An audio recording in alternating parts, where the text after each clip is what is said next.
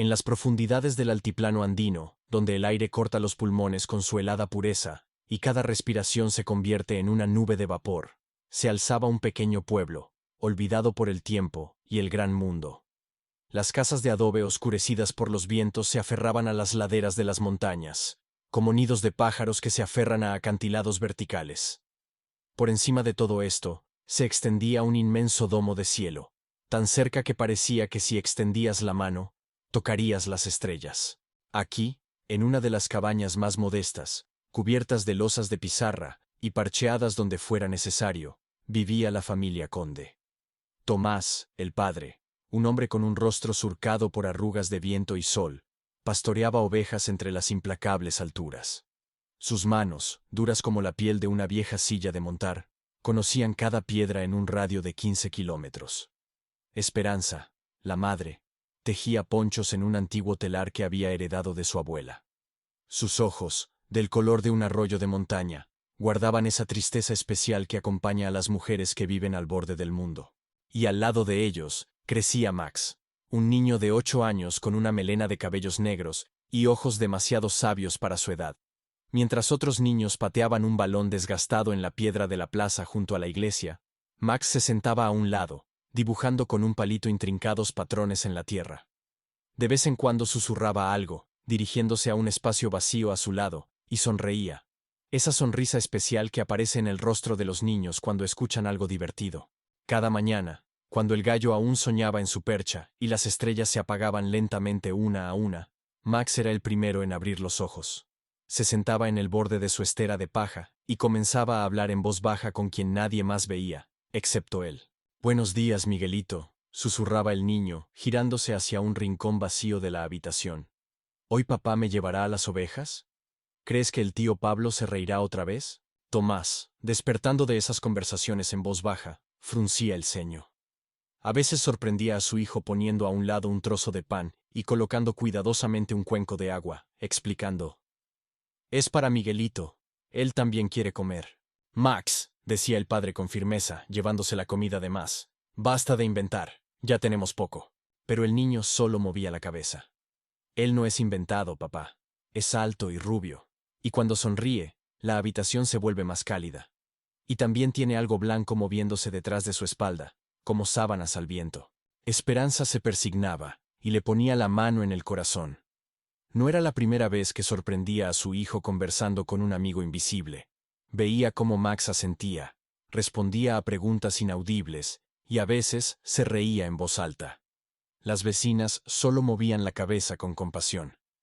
«Pobrecito, debe estar solo. Deberíamos llevarlo a un curandero, pedirle hierbas». Mientras tanto, Max guiaba su mano imaginaria por el aire, como si acariciara a alguien muy alto y bondadoso, y susurraba: «Miguelito dice que hoy hará sol, pero en la tarde llegarán nubes». En la escuela, situada en un viejo edificio con paredes de barro y un techo con goteras, la maestra doña Catarina movía la cabeza mientras observaba a Max. El niño estaba sentado en el último pupitre, dibujando algo en su cuaderno, y de vez en cuando se giraba hacia la silla vacía a su lado, como si escuchara a alguien. «Max Conde», lo llamó ella con severidad, «ven a la pizarra, resuelve el problema». El niño se levantaba, echaba un vistazo al espacio vacío y susurraba: «Espera, Miguelito». La clase estallaba en risitas. Paco, el hijo del carnicero, resoplaba en voz alta: «¡Qué loco! Habla con la silla». Después de clases, los niños rodeaban a Max en el patio de la escuela. Luisito, el más provocador, lo empujaba en el hombro. Loco! ¿Dónde está tu amigo invisible? Tal vez él te proteja».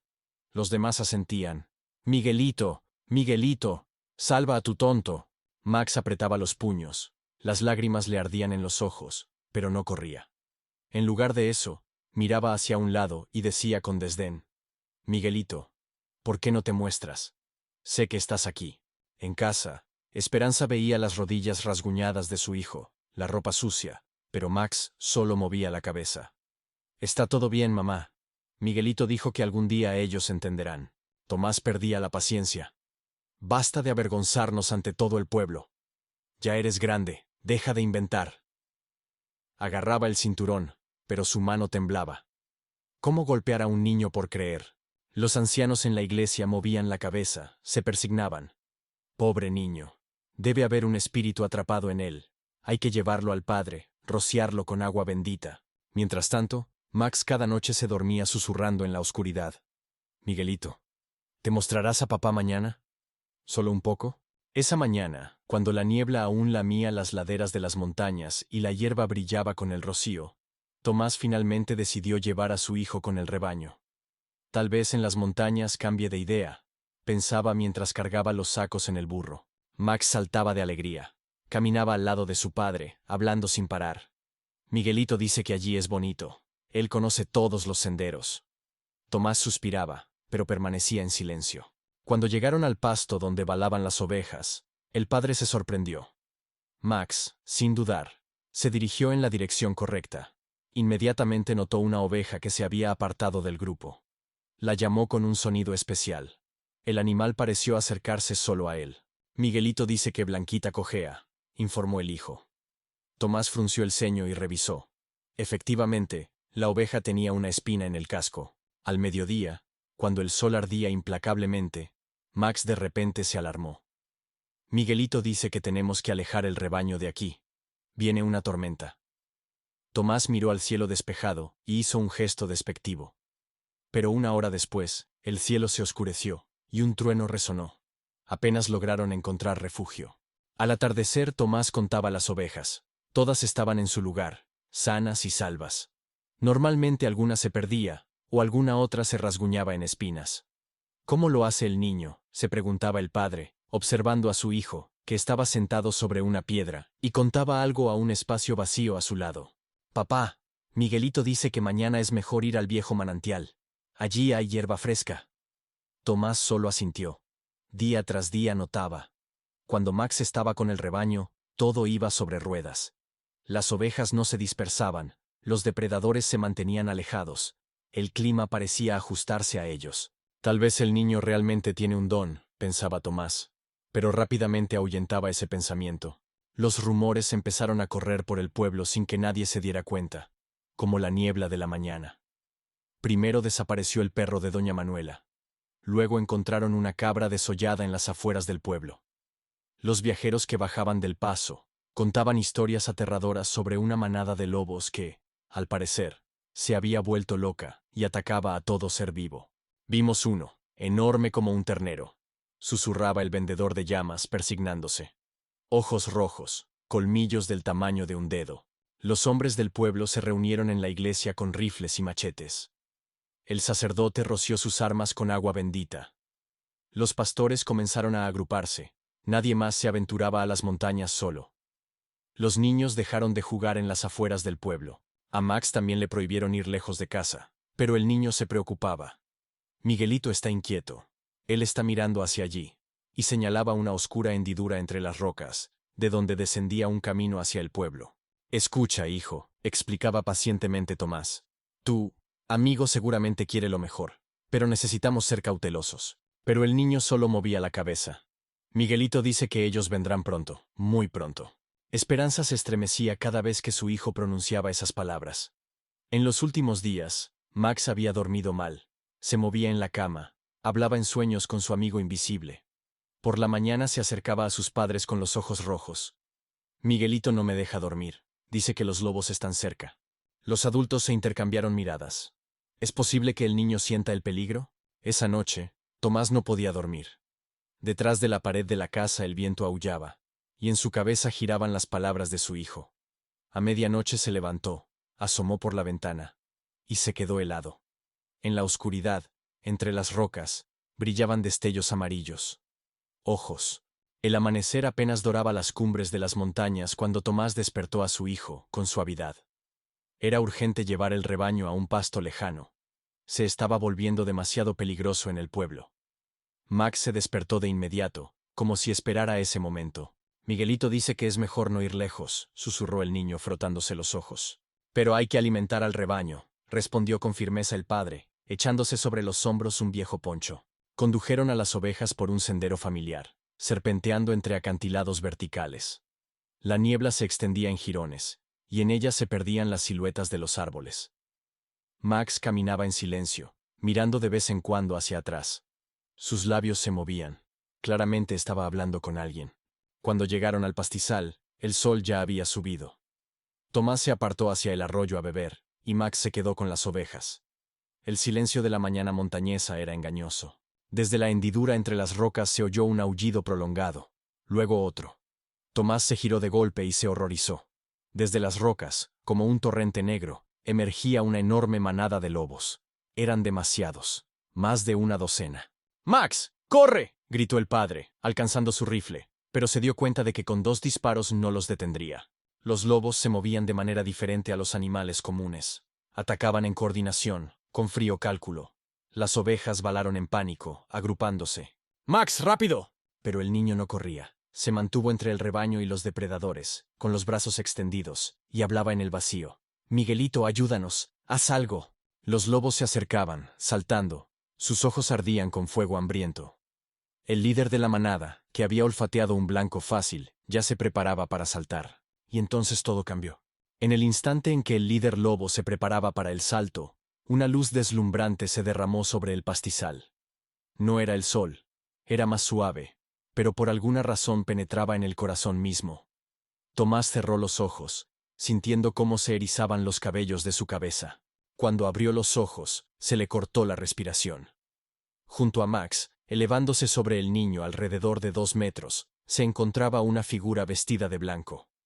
Alas amplias, tejidas de luz y de la niebla matutina, se desplegaron, cubriendo al rebaño de los depredadores. «No temas», pronunció el ángel con una voz que sonaba a la vez como una brisa y como el estruendo del trueno. «Estoy protegiendo a este niño». Los lobos retrocedieron, aullando. Lo que un segundo antes parecía un blanco fácil, ahora se había vuelto inalcanzable.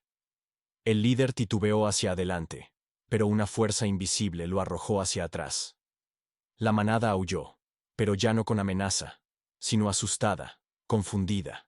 Max se volvió hacia su padre con los ojos brillantes. «¿Ves, papá? Este es Miguelito. Siempre está conmigo». Tomás cayó de rodillas. Sus manos temblaban tanto que el rifle cayó en la hierba. Todo en lo que había creído, todo lo que consideraba posible, se volcó en un instante. Su hijo estaba diciendo la verdad. Siempre había dicho la verdad. El ángel extendió la mano hacia los lobos. Lenguas de fuego, inofensivas para las personas y las ovejas, pero abrasadoras para los depredadores, recorrieron la tierra. La manada aulló una última vez y salió corriendo, disolviéndose entre las rocas. Cuando la luz se apagó, Max corrió hacia su padre y le ayudó a levantarse. «No llores, papá. Miguelito no está enojado. Él entiende por qué no creías». El camino de regreso a casa le pareció a Tomás el más largo de su vida. Caminaba junto a su hijo, y cada paso resonaba con un dolor en su corazón, no físico, sino ese dolor especial que llega a una persona cuando comprende cuánto tiempo ha desperdiciado. En el pueblo, sus vecinos los recibieron preocupados. Al escuchar el relato de Tomás sobre lo que había ocurrido en las montañas, la gente primero se miró con desconfianza. Pero el padre hablaba con tal sinceridad, con tantas lágrimas en la voz, que las dudas se desvanecieron. «Perdónanos, Maxito», fue el primero en acercarse don Pablo, el mismo que más se había reído del niño. Se arrodilló torpemente ante el niño. «Éramos ciegos». Max sonrió con su sonrisa especial. «Miguelito dice que no son culpables. Simplemente los adultos olvidan cómo creer». Esperanza abrazó a su hijo, llorando sobre su cabello, lágrimas de arrepentimiento. mi niño santo, ¿cómo pudimos?» En la escuela doña Catarina se disculpó públicamente con Max. Los niños, que ayer lo habían estado molestando, ahora se acercaban tímidamente, preguntando: «¿Está Miguelito aquí ahora? Dile que le mando un saludo». Esa noche, la familia Conde se sentó por primera vez en muchos años a orar. Tomás sostenía en sus manos el viejo crucifijo de madera que había pertenecido a su abuelo, y hablaba con una voz temblorosa: «Señor, perdónanos por nuestra cobardía. Gracias por el ángel que enviaste a nuestro hijo». Max se sentó entre sus padres, y parecía que a su lado el aire se movía suavemente, como si alguien invisible estuviera acariciando al niño en la cabeza. En el rostro del niño jugaba una sonrisa apaciguada. Ya no estaba solo en el mundo de los adultos incrédulos. Gracias por haber seguido esta historia hasta el final. Esperamos que el relato del niño Max y su ángel invisible haya tocado su corazón y les haya recordado lo importante que es mantener la fe infantil en el mundo de los adultos.